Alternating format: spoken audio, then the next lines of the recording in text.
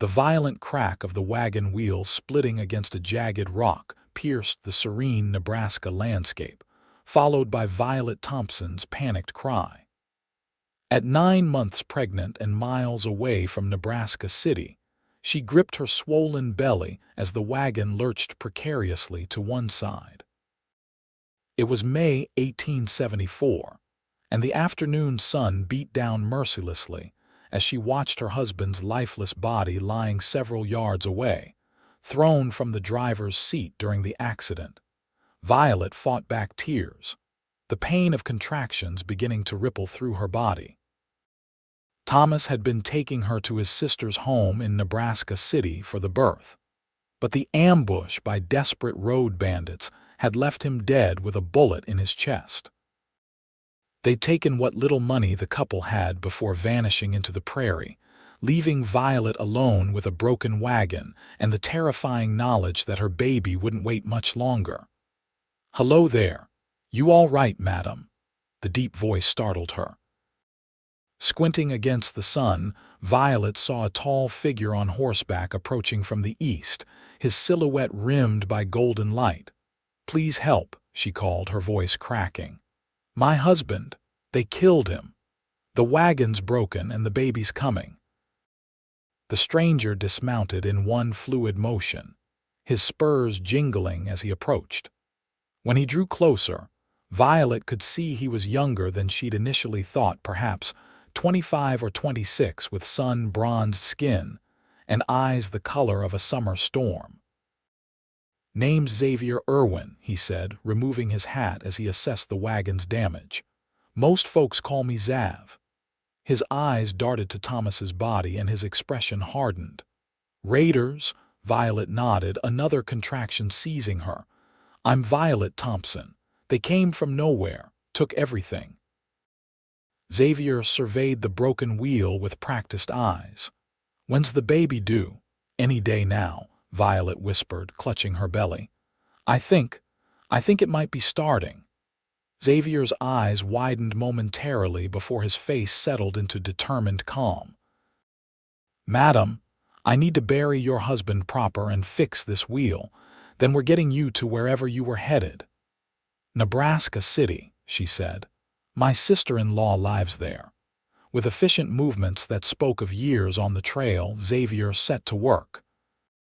He dug a grave using a small folding shovel from his pack, wrapped Thomas in a blanket, and said a few solemn words over the makeshift grave. Violet watched through tear-filled eyes, one hand on her belly, the other clutching her husband's worn Bible. "I'm sorry, Mrs. Thompson," Xavier said, replacing his hat. "No one should suffer such a loss. Please call me Violet," she replied. "And thank you for your kindness." Xavier nodded once, then turned his attention to the wagon. He worked quickly, his skilled hands moving with purpose as he assessed the damaged wheel. "The axle's intact, but the wheels split bad," he explained. "I can make a temporary fix to get us moving, but we'll need a proper wheelwright in Nebraska City." As Xavier worked, sweat beading on his forehead, Violet learned he was a former cavalry scout turned cattle driver, currently between jobs and heading east to visit family. The repair took nearly an hour of intense labor, but Xavier fashioned a workable solution using parts of a fallen tree branch, rope, and metal pieces from his own supplies. "It ain't pretty," he said, wiping his hands on his jeans, "but it'll hold until we reach town if we take it slow." Violet felt another contraction stronger than the last. She inhaled sharply, her knuckles whitening as she gripped the wagon seat. Xavier noticed immediately. "How far apart are they coming?" "Maybe 15 minutes," she admitted. Getting stronger, determination hardened his features. "We need to move now. Nebraska City's about 3 hours at a careful pace." He helped her onto the wagon seat, then secured his horse to the back. "I'll drive. You just focus on breathing." As they set off, Xavier kept the wagon at a steady pace that minimized jostling while making decent progress. He rode close beside Violet, occasionally offering his canteen or a reassuring word when contractions seized her. The temporary wheel creaked ominously, but held firm as they traversed the rolling prairie. "My husband was taking me to his sister's," Violet explained between contractions. "Hannah owns a boarding house in Nebraska City. I've never met her, but Thomas said she'd help with the baby." "Nebraska City's a decent town," Xavier said. "I passed through a few times during the war. How long were you and Thomas married?" "Just over a year," Violet said, tears welling. "We had a farm near Council Bluffs. Thomas wanted our child born somewhere safer, with family nearby." Xavier's eyes softened with compassion. "He sounds like a good man." "He was," Violet whispered. As afternoon stretched toward evening, Violet's contractions intensified and came closer together. Xavier's concern grew visible in the tightening of his jaw and frequent glances at her pale face. "We're still an hour out," he said grimly. "How are you holding up?" Violet gasped as another contraction gripped her. "I don't think we have an hour." Xavier scanned the horizon, making a quick decision. "There's a homestead about 10 minutes ahead. I spotted the chimney smoke earlier. We'll stop there." He urged the horses forward, keeping the pace as smooth as possible while increasing their speed. True to his word, a small farmhouse appeared within minutes, smoke curling from its stone chimney. An older couple, the Millers, opened their door to Xavier's urgent knock. Martha Miller, a grandmother of 8, immediately took charge when she saw Violet's condition. "Get her inside, young man," she ordered, already rolling up her sleeves. "I've helped bring more babies into this world than I can count." With Xavier's support, Violet made it to the Miller's spare bedroom just as her water broke. Martha shooed the men outside and set about preparing for the birth with calm efficiency. The next 4 hours passed in a blur of pain for Violet. Outside, Xavier paced the Miller's porch, flinching at each scream that echoed from within the house. Gerald Miller eventually convinced him to sit and offered him coffee laced with whiskey. "First time at a birthing?" The older man asked knowingly. Xavier nodded, his fingers tight around the mug. "Never married, never stayed in one place long enough." "You did right by that woman," Gerald said. "Not many would stop for a stranger in trouble, let alone a widow about to birth." Xavier's gaze drifted toward the closed door. "Couldn't just leave her there." Shortly after midnight, a different cry pierced the night, the unmistakable wail of a newborn taking its first breath. Xavier stood so quickly he nearly spilled his coffee. Martha emerged 20 minutes later, tired but smiling. "A healthy boy," she announced. "And the mother's doing well, all things considered. She's asking for you, Mr. Irwin." Xavier hesitated, hat in hand, before following Martha into the small bedroom. Violet sat propped against pillows, her face exhausted but radiant as she cradled a tiny blanket-wrapped bundle. She looked up as Xavier entered, tears shimmering in her eyes. "I'd like you to meet Thomas Xavier Thompson," she said softly. "Named for his father and the man who saved both our lives today." Xavier swallowed hard, a lump forming in his throat. "Madam Violet, I didn't do anything special, just happened along at the right time." "You did everything," Violet insisted. "You buried my husband with dignity, you fixed our wagon, you got us to safety." She looked down at her son's tiny face. "I'd be dead alongside Thomas if not for you." Xavier stood awkwardly, unsure how to respond to such gratitude. "What will you do now?" He finally asked. "Continue to Nebraska City tomorrow," she said. "Find Thomas's sister Hannah, start again somehow." "The wheel won't last much longer," Xavier said. "And you shouldn't travel so soon after." He gestured at the baby. "Martha said the same," Violet admitted. "She's offered to let us stay a few days." "I'll ride ahead to Nebraska City," Xavier decided. "Find your sister-in-law, explain what happened. Then I'll come back with proper transportation. Relief washed over Violet's features.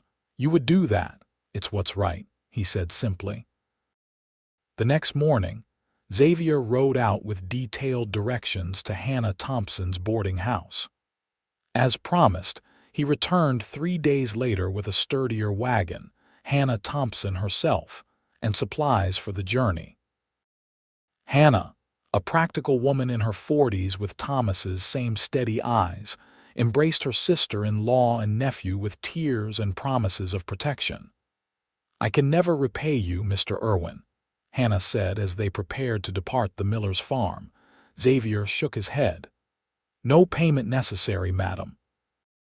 Just doing what needed doing."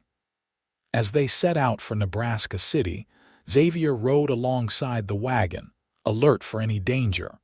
Violet sat in the back with little Thomas, recovering from the birth and adjusting to motherhood. When they reached the outskirts of town by evening, Xavier prepared to take his leave. "Where will you go?" Violet asked, cradling her sleeping son. "East, I suppose. I was headed to St. Louis when I found you." Hannah, who had been watching their interaction with perceptive eyes, spoke up. "Mr. Irwin, my boarding house has plenty of room. I'd consider it an honor if you'd stay at least a few days to rest before continuing your journey." Xavier looked from Hannah to Violet and the baby. "I suppose a few days wouldn't hurt." A few days stretched into a week as Xavier found himself reluctant to leave. Hannah's boarding house was comfortable, and he discovered Nebraska City to be a lively river port with plenty of work available. When Hannah mentioned needing help with repairs around the boarding house, Xavier readily offered his services. "You're good with your hands," Hannah observed as Xavier replaced rotting porch boards. "My brother was too busy farming to learn such skills." "My father was a carpenter before he took up ranching," Xavier explained. "Made sure I knew which end of a hammer to hold." In the evenings, Xavier would sit on the porch with Violet as she rocked little Thomas. At first, they spoke mainly of practical matters: the baby's feeding schedule, Hannah's boarding house rules, Xavier's repair projects. But gradually, their conversations deepened. "Tell me about yourself," Violet said one evening as the setting sun painted the sky in shades of gold and crimson. "You know my story, but I know little of yours." Xavier was silent for a moment, watching the horizon. "Not much to tell. Born in Kentucky. Father moved us west when I was 10, looking for better land. Fought for the Union when the war came. Scouted for the cavalry until 65, then took to driving cattle. Been drifting ever since. No family. Parents passed during a fever outbreak in 68. No siblings. No wife." He gave a self-deprecating smile. "Never stayed put long enough for that." "And now?" Violet asked quietly. "Will you move on soon?" Xavier looked at her, at the infant in her arms, and felt something unfamiliar stir in his chest. "Not sure anymore," he admitted. 2 weeks stretched into a month. Xavier found work at the local livery stable, his knowledge of horses proving valuable. Hannah, pleased with his presence, reduced his boarding fee in exchange for continued repairs. And each evening, he returned to spend time with Violet and little Thomas, who seemed to recognize his deep voice and would quiet when Xavier spoke. One night, after Thomas had been particularly fussy, Xavier offered to hold him while Violet rested. To everyone's surprise, the baby settled immediately against his broad chest. "He likes you," Violet said, watching them with a soft expression.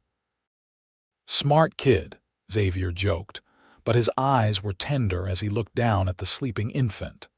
As summer bloomed across Nebraska, Xavier remained in Nebraska City.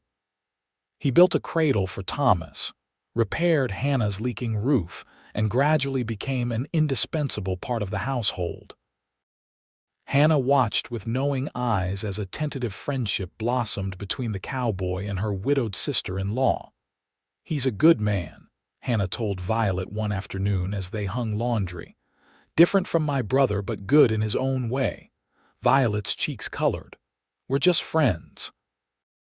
He's been kind to us."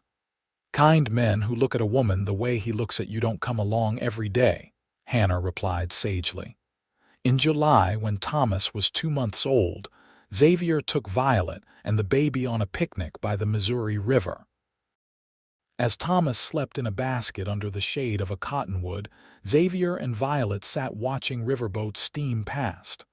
"I should thank you," Xavier said unexpectedly. Violet looked at him in surprise. "For what?" "For giving me a reason to stop wandering." He met her gaze directly. "I've been moving my whole life, Violet. Never felt like anywhere was home until—" "Until what?" she prompted when he fell silent. "Until I found myself looking forward to coming back to Hannah's each evening, to seeing you and Thomas." Violet's heart quickened. "We enjoy your company too." Xavier shook his head.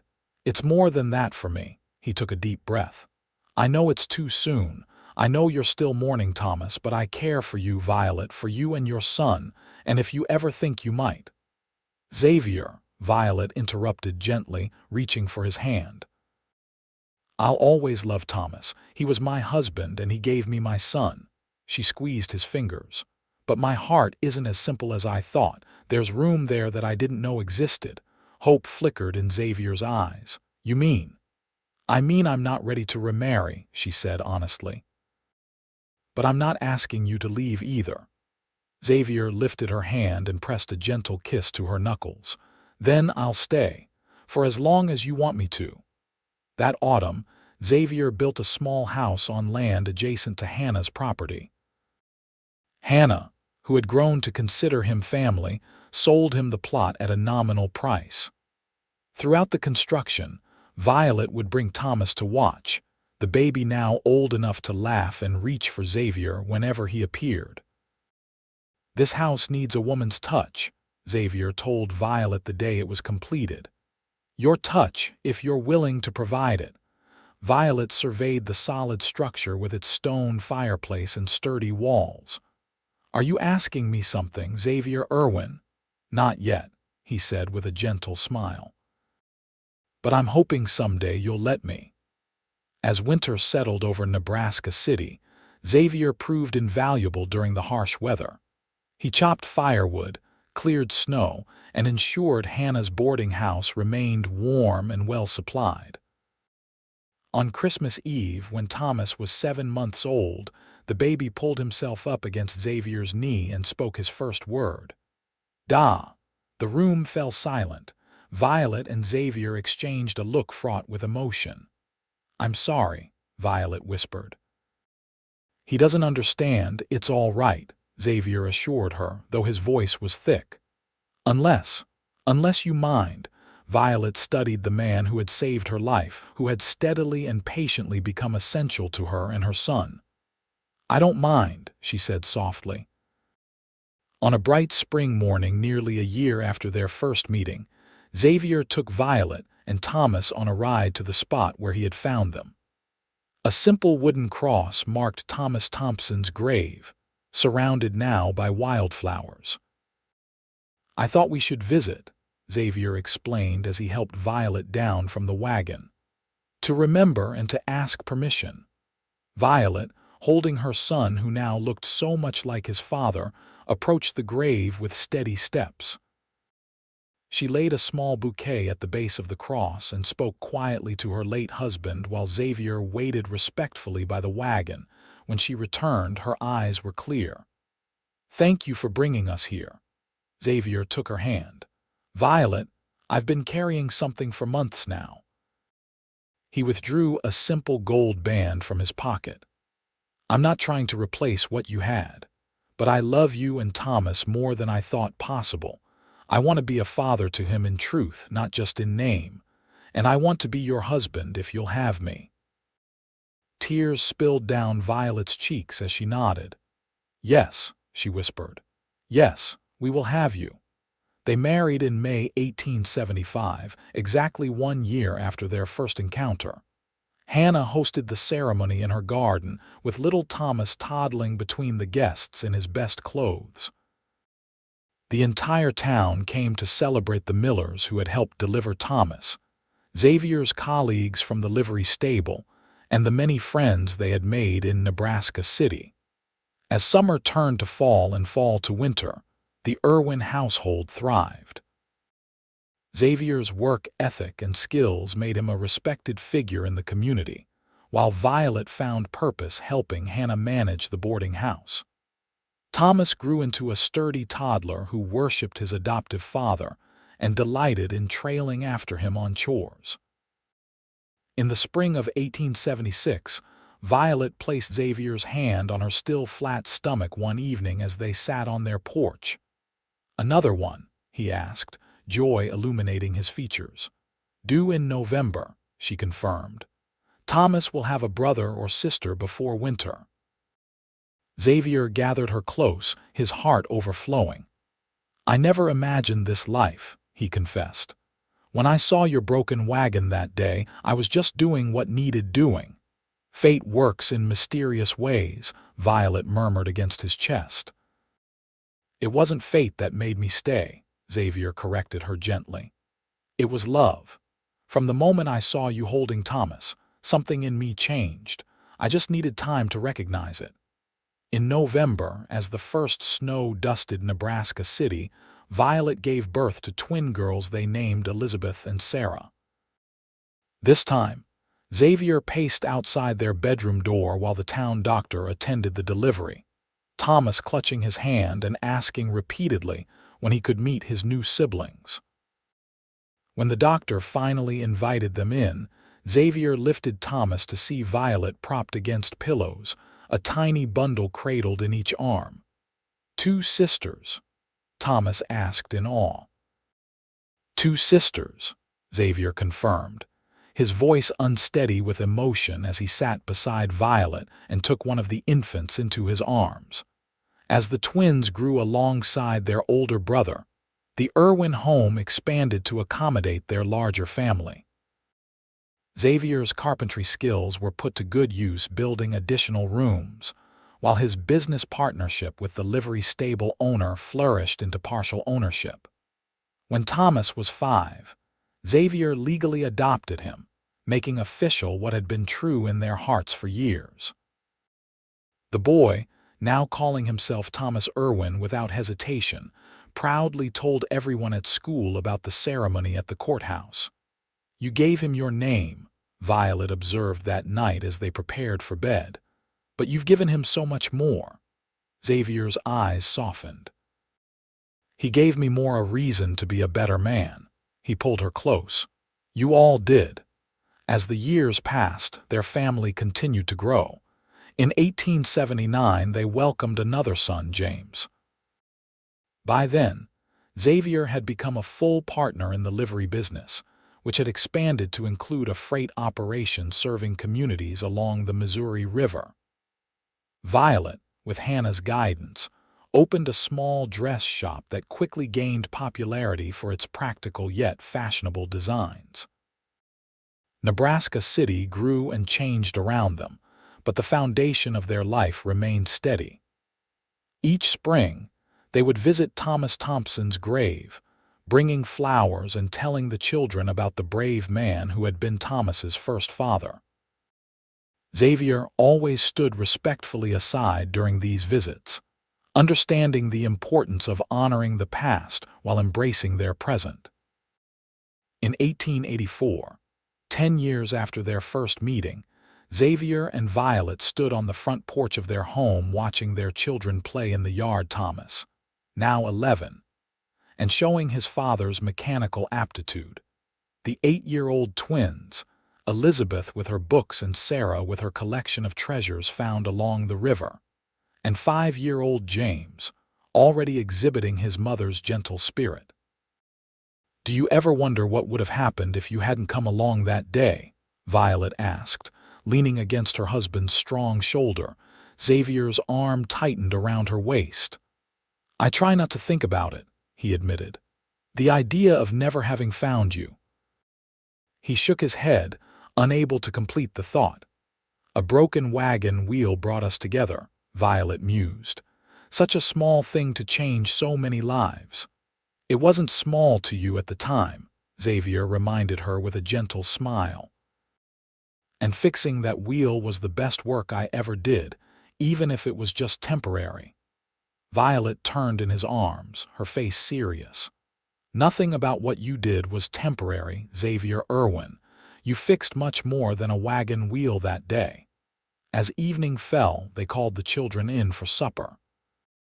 Sitting around their large table, with the noise and laughter of family filling every corner of the home they'd built together, Xavier caught Violet's eye across the chaos and smiled. From broken wheels to broken hearts, they had repaired what life had damaged and created something beautiful in its place. By 1889, 15 years after their fateful meeting, the Irwin family had become pillars of the Nebraska City community. Xavier's freight business connected numerous settlements along the Missouri River, while Violet's dress shop had expanded to include a small staff of seamstresses. Thomas, now 16, worked alongside his father learning the business, while the twins attended the local school with dreams of becoming a teacher and a nurse respectively. James, at 10, showed promise as an artist, his sketches of local scenes displaying remarkable talent.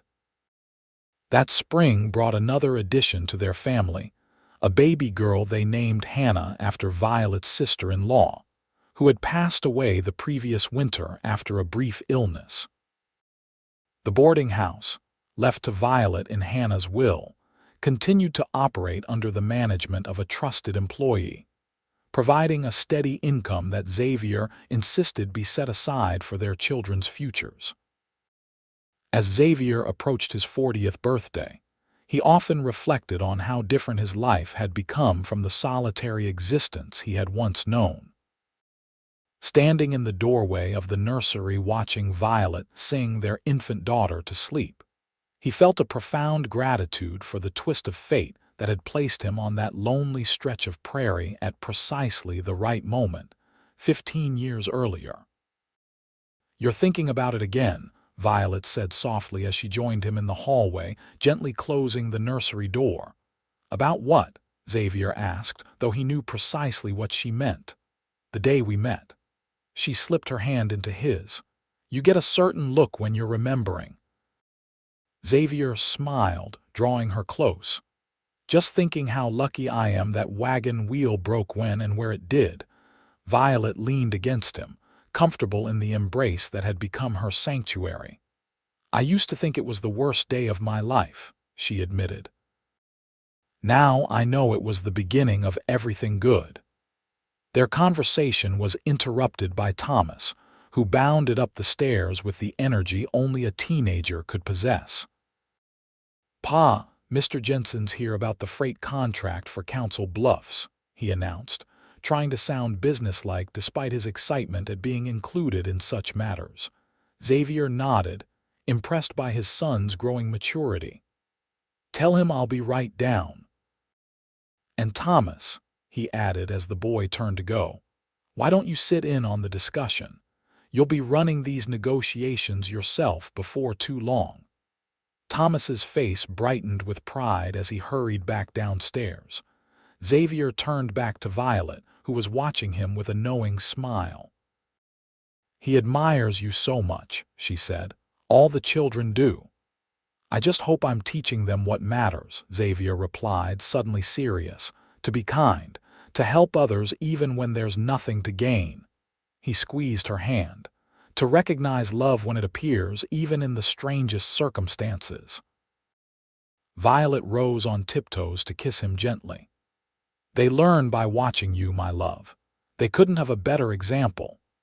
As Xavier descended the stairs to meet with Mr. Jensen, he passed the framed portrait hanging in their entryway, a family photograph taken the previous Christmas. Violet seated with baby Hannah in her arms, Xavier standing behind her, Thomas tall and serious beside him, the twins on either side of their mother, and James seated on a small stool at Violet's feet. The formal poses couldn't hide the genuine happiness in their expressions. A family built on love and choice rather than merely circumstance. In the autumn of 1890, 16 years after Xavier had stopped to help a desperate young widow, the Irwin family faced their first significant challenge since establishing their life in Nebraska City. A devastating fire swept through the business district, destroying Xavier's office and warehouse along with several other establishments. Though no lives were lost, the financial impact threatened everything they had built. The night after the fire, Xavier sat at their kitchen table surrounded by ledgers and insurance papers, his face drawn with worry.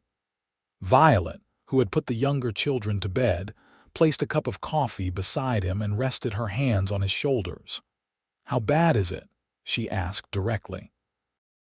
Xavier sighed, covering her hand with his own.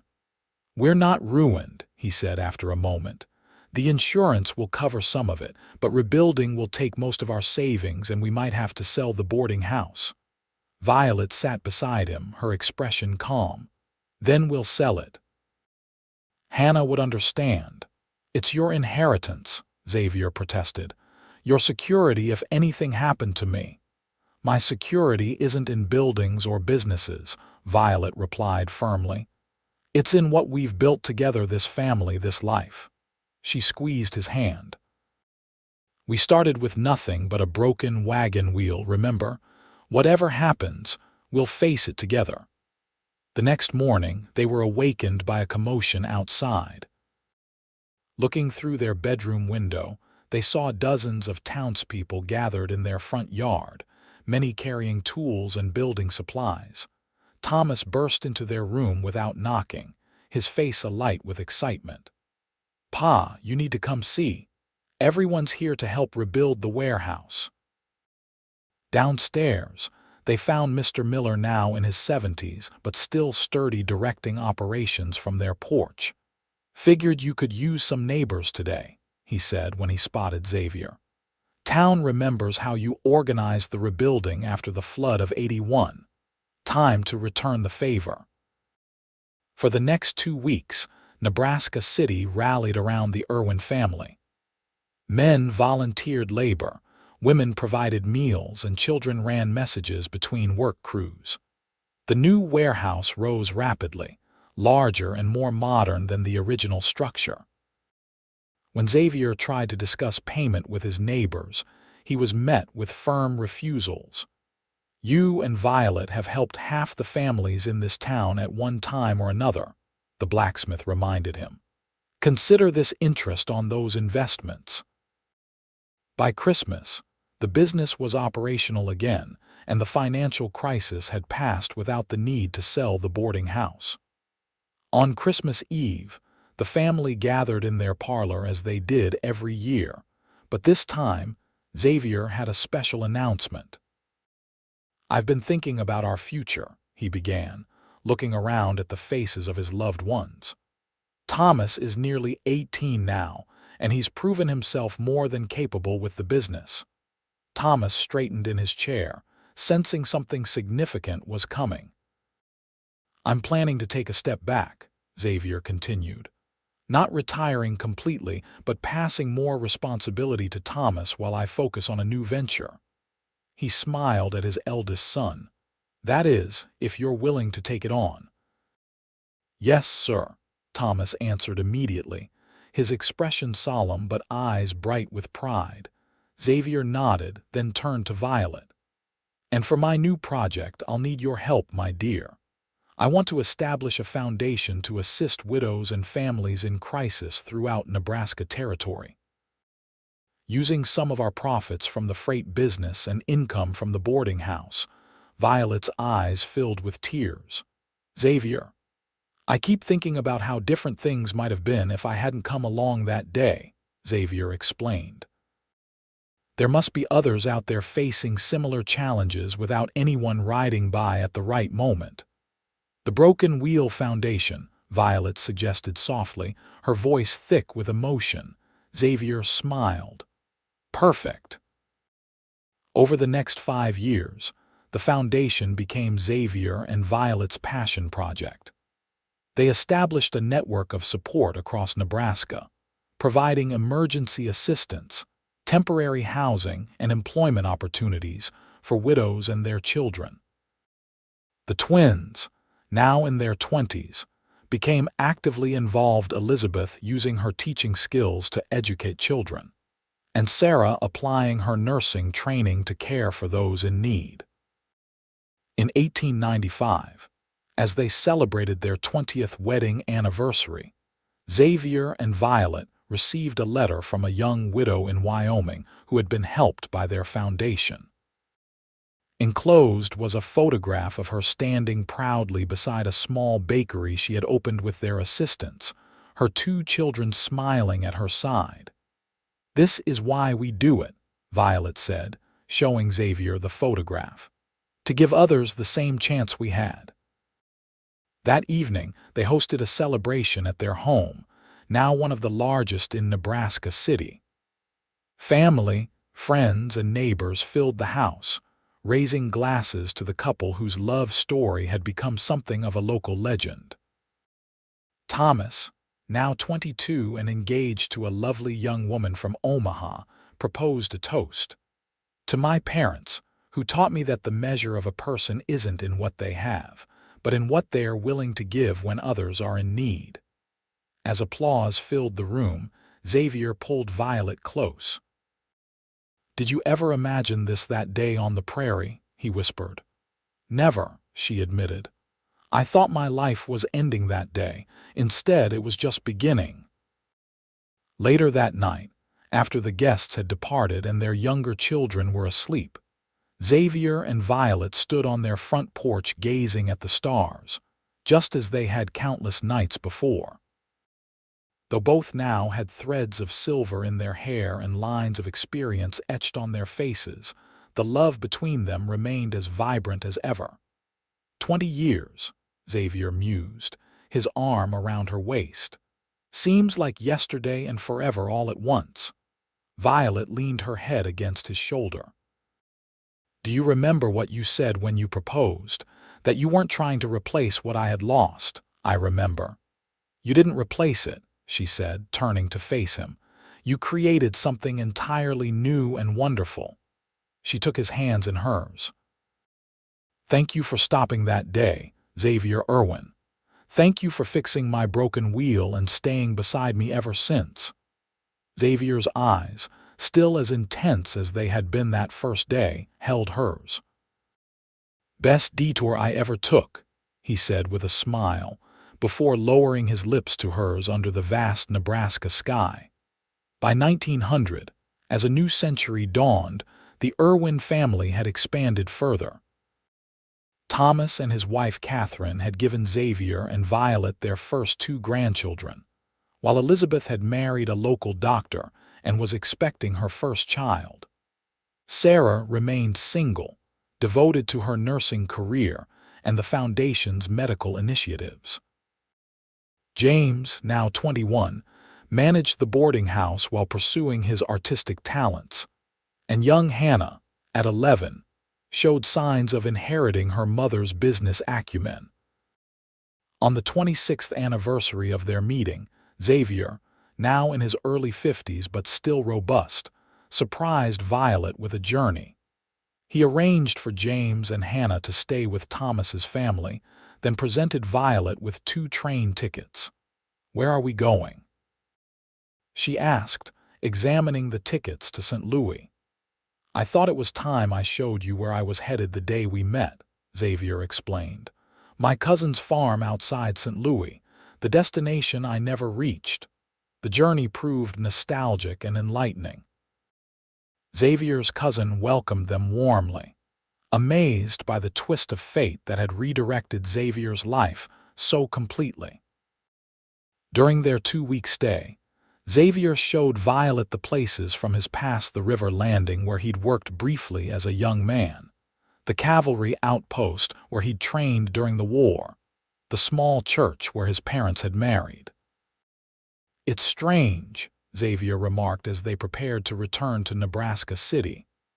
"I always thought I'd settle somewhere like this eventually, close to what I knew." "Do you regret that you didn't?" Violet asked. Xavier's answer came without hesitation. "Not for a single moment. Nebraska City wasn't my plan, but it became my home the moment you and Thomas entered my life." When they returned, they found that in their absence, their children had organized a surprise: the construction of a small memorial garden beside the Broken Wheel Foundation's main office. At its center stood a beautiful bronze sculpture, a wagon wheel, partially broken yet still standing, with new growth sprouting from its cracks. "The wheel that breaks can become the wheel that builds," read the inscription at its base. In honor of Xavier and Violet Irwin, whose journey began with a broken wheel and created a legacy of healing. Overcome with emotion, Violet embraced each of her children while Xavier stood in speechless gratitude, his hand resting on the bronze wheel that symbolized their life's unexpected journey. As they entered their third decade together, Xavier and Violet gradually passed more responsibilities to the younger generation. Thomas now fully managed the freight business, which had expanded to include a small fleet of riverboats. The foundation thrived under the leadership of Elizabeth and Sarah, who had established branches in 3 neighboring states. In 1905, as they approached their 30th anniversary, 70-year-old Martha Miller, the woman who had helped deliver Thomas, passed away peacefully. At her funeral, Xavier and Violet stood with their now adult son, remembering the night that had bound their lives together. "She was the first person to call me father," Xavier recalled quietly as they walked away from the cemetery. "Even before I knew that's what I wanted to be." Thomas, now 32 and a respected businessman with 3 children of his own, placed a hand on Xavier's shoulder. "And you've been the best father a man could ask for," he said. "Even though you didn't have to be." "I did have to be," Xavier corrected gently. "From the moment I held you, there was no other path for me." That summer, Xavier and Violet took their grandchildren camping near the spot where they had first met. The landscape had changed over the decades, the lonely prairie now dotted with farms and crossed by telegraph lines, but the essence of the place remained. As the grandchildren played, Xavier showed Violet something he had kept hidden for 31 years. From his saddlebag, he withdrew a small, weathered piece of wood, a fragment of the original broken wagon wheel. "You kept this all these years?" Violet asked in astonishment, taking the splintered wood in her hands. Xavier nodded. "I picked it up the day I went back to Nebraska City to find Hannah. Thought it might be important someday to remember where we started." Violet's eyes filled with tears as she ran her fingers over the rough surface. "Our beginning," she murmured.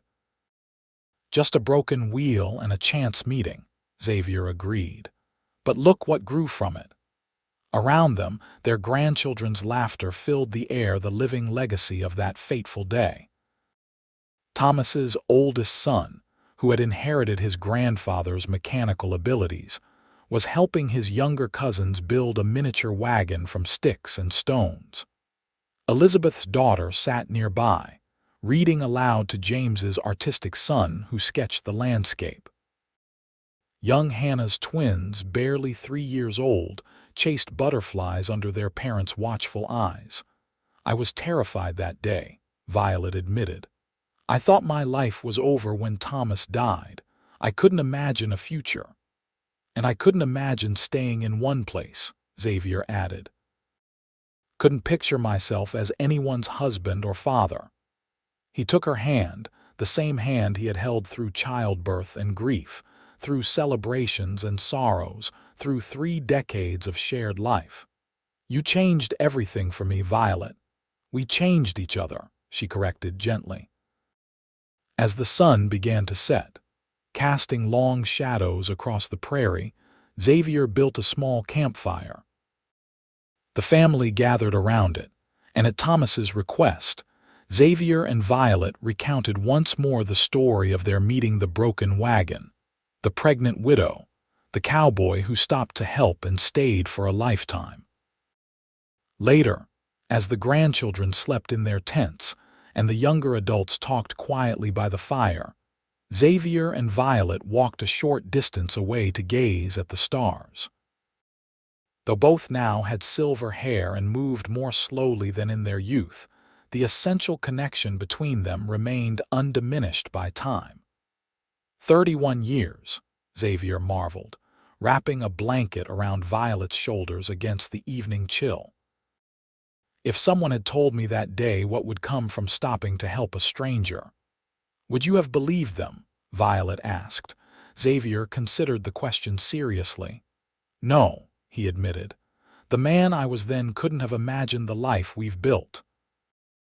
And the woman I was couldn't have imagined loving again, Violet added softly. Yet here we are. They stood in comfortable silence, the crackling fire behind them and the vast prairie stretched before them, until Xavier spoke again. I've been thinking, he said, his voice thoughtful, about all the stories we've collected through the foundation, all the broken wheels we've helped fix in our own way. Violet nodded encouragingly. What about them? They should be preserved somehow, written down. He looked at her with sudden enthusiasm. You've always had a way with words. Maybe that could be our next project together, a book of these stories, starting with our own. Violet's face lit up at the suggestion. The Broken Wheel Chronicles, she suggested. Stories of how lives change direction when we least expect it. Exactly, Xavier agreed, his arm tightening around her waist. Because sometimes the best journeys begin with a breakdown. As they walked back to the campfire, rejoining their family circle, Violet reflected on the extraordinary path that had brought them to this moment. From the desperate young widow facing childbirth alone on the prairie to the matriarch of a large, loving family. From the solitary cowboy who just happened along to the respected community leader who had touched countless lives. All because a wagon wheel broke and a cowboy stopped to help. In the spring of 1910, 36 years after their first meeting, Xavier and Violet published The Broken Wheel Chronicles, a collection of true stories about lives changed by unexpected encounters and acts of kindness. The book began with their own story and included dozens of accounts gathered through their foundation work. By then, both were in their 60s, their hair fully silver, their faces lined with the experiences of a rich and purposeful life together. The publication party, held at Nebraska City's Grand Hotel, brought together 4 generations of their family from their adult children to Thomas's oldest granddaughter, now 5 years old, and named Violet after her great-grandmother. As Xavier watched his wife sign copies of their book, surrounded by family and friends, he felt a profound sense of completion. The solitary path he had once traveled had transformed into a wide road filled with companions, branching out in countless directions through children, grandchildren, and all the lives they had touched through their work. That night, as they sat together on the porch of the home where they had raised their family, Xavier took Violet's hand in his, the same gesture he had made countless times over their decades together. "We've had quite a journey, haven't we?" he said softly. Violet smiled, the same smile that had captured his heart all those years ago. "And it all started with a broken wheel." Xavier nodded, his eyes reflecting the depth of his feelings. "The best breakdown of my life." As twilight settled over Nebraska City, they remained side by side as they had been since that fateful day in May 1874, when a wagon broke, a cowboy stopped to help, and 2 lives were joined forever on the long, winding trail of love.